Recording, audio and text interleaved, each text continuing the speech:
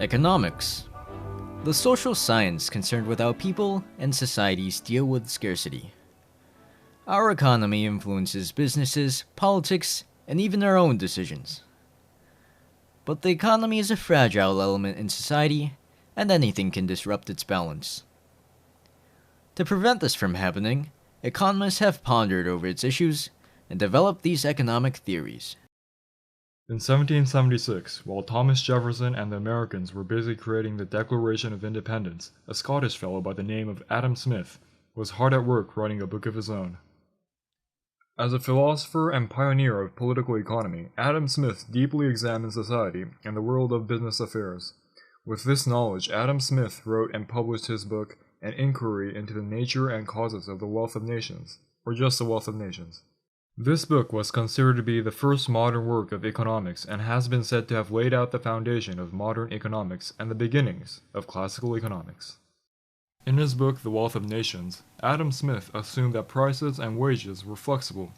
Adam Smith concluded that the individuals in society, each acting in his or her own self-interest, can manage to produce and purchase the goods and services that society requires. He called this mechanism of self-regulation the invisible hand. In society, if households increased spending, aggregate demand increased, leading to a higher price level. As a result, he believed that workers would naturally ask for a raise, increasing the per-unit production costs, thereby decreasing the short-run aggregate supply.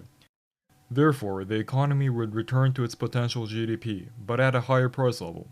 The economy will be helped because people will have higher wages to buy the goods at higher price levels. Conversely, if the aggregate demand decreased, then desperate unemployed workers will take a pay cut. In turn, businesses have lower per-unit production costs, increasing the short-run aggregate supply, eventually returning the economy to potential GDP, but now at a lower price level. Since the workers took a wage deduction, the lower prices will help people already strapped for cash. Keep in mind that this only works with the concept of flexible prices. Soon after, a Frenchman and a fellow economist, Jean-Baptiste Say, theorized that the activity of production opens a demand for the products produced.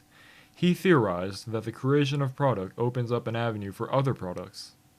Although this theory has been around for decades, Jean-Baptiste Say stamped his name on this idea, calling it Say's Law, stating that supply creates its own demand.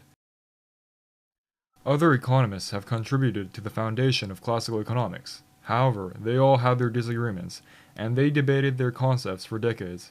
But, aside from their differences, they all collectively believed in a free market without any government intervention, which came to be known as laissez-faire, a French word which means let it be. This concept of laissez-faire eventually became the core doctrine of classical economics. The concept of classical economics worked in the favor of United States presidents for a good 2 centuries. All was good until the Great Depression.